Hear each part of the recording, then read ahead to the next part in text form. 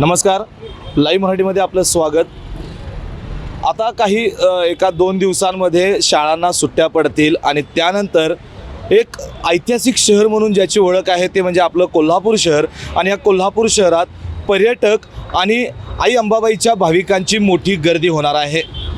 मात्र आत्तापर्यंत कोल्हापुरामध्ये जे पर्यटक येतात ते कोल्हापुरात प्रवेश केल्यानंतर प्रत्येक चौकामध्ये त्यांना प्रत्येक प्रेक्षणीय स्थळाचा पत्ता विचारावा लागतो, दिशा विचारावी लागते। कारण कोल्हापुरातील अनेक चौकांमध्ये दिशादर्शक फलकच नाही आहेत। त्यामुळं या पर्यटकांना विचारतच मंदिरापर्यंत असेल, रंकाळ्यापर्यंत असेल, खासबाग मैदान असेल, जुना राजवाडा असेल किंवा नवीन राजवाडा असेल, अशा ठिकाणी त्यांना पत्ता विचारतच जावं लागतं। पार्किंगची जागा शोधावी लागते। अशा अनेक त्रासाचा सामना या पर्यटक आणि भाविकांना करावा लागतो।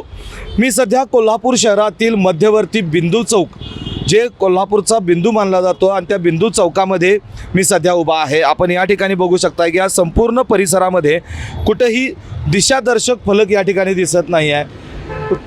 त्यामुळं या बिंदू चौकमध्ये विचारत येणारे पर्यटक आहेत, त्यांचा पुन्हा या चौकामध्ये गाडी बाजूला घेऊन लोकांना विचारावं लागतं की रंकाळा कुठे आहे, अंबाबाई मंदिर कुठं आहे, खासबाग कुठं आहे, हे विचारावं लागतं।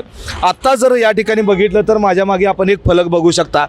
या फलकाजवळ आपण जर बघितलं तर या हा फलक या ठिकाणी लावला होता, मात्र तो पडल्यानंतर तो फलक तिथंच अज्ञाताने ठेवलेला आहे। त्यामुळं या ठिकाणी जर एखादा पर्यटकानं कुणाला न विचारता जर या फलकाचं अनुकरण केलं तर या फलकाच्या अनुसार तो पर्यटक भरकटणार हे मात्र नक्की।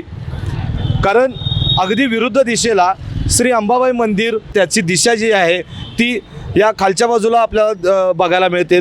त्याचबरोबर गगनबावडा जर जायचं असेल, एक प्रेक्षणीय स्थळ आहे। या गगनबावड्याकडे जर जायचं झालं तर छत्रपती शिवाजी महाराज चौकाकडून पुढे जावं लागतं, मात्र ह्याची दिशा जी आहे ती दसरा चौकाकडे केलेली आहे। त्याचबरोबर रंकाळा तलाव हे देखील गगनबावडा मार्गावरच रंकाळा तलाव आहे, मात्र त्या रंकाळा तलावाची दिशा देखील दसरा चौकाकडे दर्शवलेली आहे। दुसरीकडे जुना राजवाडा इथून हाकेच्या अंतरावर आहे, मात्र या जुना राजवाड्याची देखील दिशा जी आहे ती नवीन राजवाड्याच्या दिशेनं आपल्याला असल्याचं पाहायला मिळतं आहे। आणि खासबाग मैदान, जे शाहू छत्रपतींनी कुस्ती पंढरी जी आपली कोल्हापूर आहे या ठिकाणी खासबाग मैदान जे उभारलेलं आहे, या खासबाग मैदानाची दिशा जी आहे ती या ठिकाणी छत्रपती शिवाजी महाराज चौकाच्या दिशेला या ठिकाणी असल्याचं पाहायला मिळतं आहे। त्यामुळं अनेक पर्यटकांचा जो वेळ आहे किंवा त्यांची दिशाभूल आहे या फलकाच्या माध्यमातून होण्याची शक्यता नाकारता येत नाही। महापालिका प्रशासन असेल किंवा जिल्हा प्रशासन असेल, यांच्या वतीनं कोल्हापूर शहराच्या प्रवेशद्वारापासून या ठिकाणी दिशादर्शक फलक असणं आवश्यक आहे। मात्र असे जे फलक आहेत ते हटवणं देखील तितकंच महत्त्वाचं आहे। कारण जर त्या फलकांचं अनुकरण जर प्रवासी असतील, भाविक असतील, पर्यटक असतील यांनी केलं तर ते नक्कीच कोल्हापूरच्या शहरामध्ये या वर्दळीच्या ठिकाणी ते अडकून बसणार हे मात्र नक्की।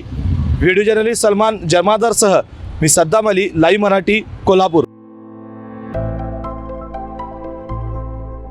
आविष्कार इन्फ्रा तुम्हाला देत आहे विविध लोकेशन्सवर NA प्लॉट्स आणि प्राईम फ्लॅट्सचे प्रोजेक्ट्स।